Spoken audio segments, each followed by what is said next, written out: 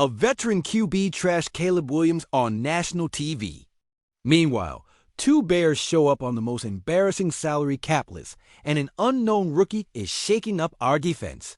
Chicago faces explosive 48 hours that will change everything. Stay till the end. After years of watching this defense struggle to find real depth at linebacker, we finally have something giving us hope. Remember when we thought we needed expensive veterans to compete? I think we were wrong. Ruben Hippolyte II, our 4th round linebacker pick, is making Ben Johnson and Dennis Allen forget established players.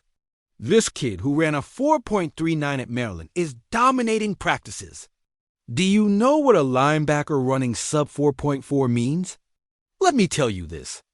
We haven't seen that speed in the position in Chicago since the days of Brian Urlacher. And you know what's craziest about all this? He wasn't even invited to the combine.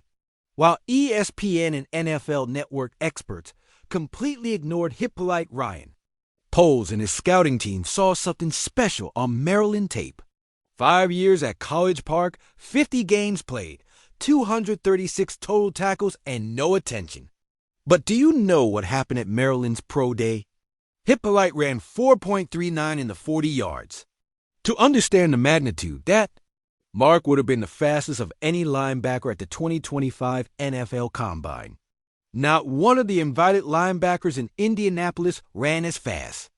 With T.J. Edwards injured during minicamps, this rookie is taking first-team reps playing weak-side linebacker, a position he never played in his college career.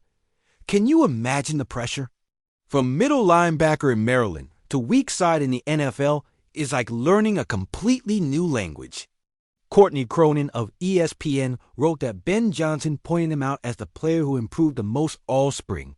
A 4th-round rookie impressing more than seasoned veterans. Do you think this is coincidence? I believe Dennis Allen finally has the athletic piece he needed for his defensive scheme. And you know what excites me more? The versatility Hippolyte can offer. Allen comes from coordinating New Orleans defense, where he used linebackers like Demario Davis creatively. Imagine the possibilities with a linebacker who can run with running backs and wide receivers.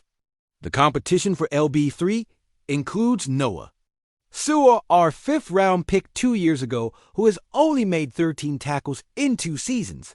There's also Eamon Ogbongbemiga, pretty much a special team specialist. Carl Jones, who played 1 rookie game, and Swayze Bozeman, signed as a free agent but only appeared in 3 games with Kansas City. Do you see the pattern here? None of these players have Hippolyte's speed. This kid can cover sideline to sideline like the Chicago linebackers of old. Have we finally found the successor to the Bears' defensive tradition? Here's the real test: training camp with pads. Spring practices are one thing, but when pads go on and real contact starts, we'll see if Hippolyte can translate that speed into real production. Because the NFL is different from the Big Ten. And what gives me more confidence? That Hippolyte had 66 tackles in each of his last 2 seasons at Maryland, including 7 tackles for loss in 2024. That's not just speed. That's consistent production. If this surprises you, wait till you hear what's coming next. Thinking about what we've invested in these 2 players gets ugly fast. Gary Davenport of Bleacher Report just named Tremaine Edmonds the most overpaid linebacker in the NFL and Cole Kmet the most overpaid tight end. 2 Bears on the most embarrassing salary cap lists. Remember when we signed Edmonds for 4 years and $72 million in March 2023? We all thought we found the next great Chicago linebacker. He came from Buffalo with 2 Pro Bowl selections and 565 tackles in 5 seasons. Seemed like the perfect piece to anchor our defense. But let me tell you this. His grade of 59.2 on Pro Football Focus ranks him 119th out of 189 linebackers evaluated in 2024. Unacceptable. For someone counting $18 million against the salary cap this year? Do you know how many players you can sign with that $18 million? And what hurts more? Fred Warner from San Francisco earns similar money but produces 3 times as much. Warner has 132 tackles, 2.5 sacks, 4 interceptions, and played in the Pro Bowl. Edmonds has 110 tackles, 1 sack, and 1 interception. Where are the explosive plays? Where are the tackles for loss? In Chicago, we need monsters of the midway, not average linebackers with superstar contracts. Look at the cold numbers. In his 2 seasons here, Edmonds has barely 8 tackles for loss combined.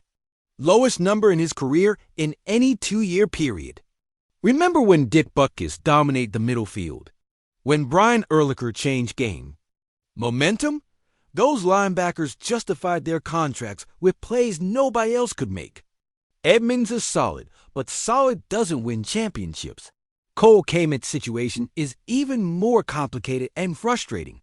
$12.5 million a year for a tight end no longer even the team's best in his position. With the arrival of Colston Loveland as the 10th pick, Kmet became the 7th highest paid tight end in the league, but possibly second best on his own team. And you know what's crazier? Kmet had a spectacular 2024 season. He caught 85.5% of the passes thrown his way, the highest percentage of any tight end in the NFL, averaged over 10 yards per reception, more than DJ Moore. But Loveland came, and now everything's changed. Do you think Ben Johnson can justify spending so much money on 2 tight ends? I think something needs to change. The salary cap doesn't lie, and Chicago has barely $50 million available space. That's money we could use to bolster the offensive line, get an edge rusher, or add depth to the secondary. Look at how we're spending on tight ends. Kmet counts $12.5 million, Loveland about $7 million as a rookie, and Durham Smythe adds another $3 million. That's over $22 million at a position that's neither wide receivers nor quarterbacks. And what worries me more about Kmet's situation? Ben Johnson comes from Detroit, where he frequently used 12 personnel with 2 tight ends. But in Detroit, he had Sam Laporta as the main tight end. Laporta just got named to the All-NFC North team over Kmet, Hawkinson, and Tucker Kraft. The good news for Kmet is that Johnson publicly praised him. He said, clear high intelligence factor from the start. He's a professional, takes his job seriously, positive energy, great teammate. But those words sound more like a role player than a $12.5 million tight end. And Edmonds' situation? The good news is we can exit his contract in 2026 with just $2.5 million in dead cap. But should we wait that long? Or can Dennis Allen bring out the best in him? Allen comes from coordinating in New Orleans, where Demario Davis was a machine under his system. Maybe he can do the same with Edmonds. These are the questions defining not just our season, but the future of this franchise. Can these players justify their contracts, or must Ryan Poles make hard choices? But here comes what's really explosive. And just when you thought we were done with controversies, Matt Hasselbeck decides to rip Caleb Williams on the herd with Colin Cowherd. A veteran quarterback with 17 years in the NFL just questioned everything we thought we knew about. Our future quarterback. Did you hear what Hasselbeck said? His eyes were in the wrong place early in the season. Didn't seem to have a clear understanding of protection schemes. This coming from a former Pro Bowler who knows what it's like to lead in this league, who played for Seattle, Indianapolis, Tennessee, and Atlanta. But the most devastating criticism was about leadership. Body language matters. It really bothered me how he handled things last year. Are you kidding? Our franchise quarterback has leadership issues, and no one told us clearly? And what worries me more? Hasselbeck pointed out that most of Chicago's allowed sacks were not due to the offensive line's failures, but Williams' indecision. In Chicago, we've blamed the offensive line all this time when the issue could be in the pocket. Do you remember how many sacks we allowed in 2024? 68. We ranked 31st out of 32 teams in sacks allowed. But according to Hasselbeck, a significant part of those sacks wasn't Braxton Jones, Tevin Jenkins, or Darnell Wright's fault. They were Williams holding on to the ball too long.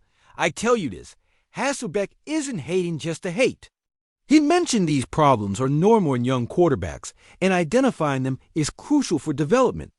But how long do we give Williams to mature when we have to compete now? And want to know what else Hasselbeck said that worries me? Williams relied too much on his athleticism and improvisation, things that worked at USC but don't in the NFL. In college, you can escape the pocket and make magic with your legs. In the NFL, linebackers run 4.4 and defensive ends weigh 280 pounds. Look at Williams' numbers as a rookie: 63.4% completions, 20 TDs, 6 interceptions, 7 yards per attempt. They look decent on paper. But how many times did we see him taking unnecessary sacks? How many times did we see him frustrated on the sideline when things weren't perfect? Do you remember the game against Denver where Williams was sacked 9 times? Or against Detroit with 5 more sacks? According to Hasselbeck, many of those sacks were avoidable had Williams read defenses correctly. Pressure on Ben Johnson just multiplied tenfold. Johnson comes from Detroit, where he coordinated one of the league's best defenses. But can Johnson transform Williams from a college athlete improviser to a professional leader? Or will we keep depending on his athleticism while other quarterbacks pass us with discipline and intelligence? And you know what worries me most about this? Other quarterbacks from the 2024 class are progressing faster. Jaden Daniels led Washington to the playoffs. B.O. Nix had a solid season in Denver. Where's Williams in that conversation? Remember when Williams arrived in Chicago with all the hype in the world? Heisman Trophy winner, the generational talent, the quarterback that was going to change Chicago's culture. If Hasselbeck is right, we have serious work ahead. The 2025 season will be defining for Caleb Williams. Will he respond to these critiques with maturity and hard work, or continue relying on the freelancing that worked at USC but doesn't in the NFL? And what gives me hope? Williams is smart and hardworking, but intelligence means nothing if it can't translate into quick reads and correct decisions under pressure. Can Ben Johnson teach Williams what he needs to learn? Because if Williams doesn't make the leap this year with all we've invested in the offense, we're in serious trouble. Do you think Williams can handle these critiques and become the leader Chicago needs? What do you think? Does Hasselbeck have a point about Williams' leadership issues, or is he exaggerating? Can Edmonds justify his $8 million under Dennis Allen? And could Hippolyte become Chicago's next great linebacker? Let me know in the comments if you think Williams will respond to these critiques, or if we need to seriously worry about our franchise quarterback. Do you think Ryan Poles should cut Edmonds next year to free up salary cap? And don't forget to answer this. Which of these 3 topics worries you most as Chicago fans? Williams' leadership, the problematic contracts, or are you excited about what Hippolyte might bring? This Bears fan family always calls it like it is. That's why I need you to subscribe and be part of this fearless truth-telling community. Because tomorrow we have more explosive news, and you cannot miss what's coming for Chicago. Like if you think Williams will answer these critiques, subscribe if you think we need to worry about our franchise quarterback. And hit the bell because in Chicago, things never stop. Until next time, bear down.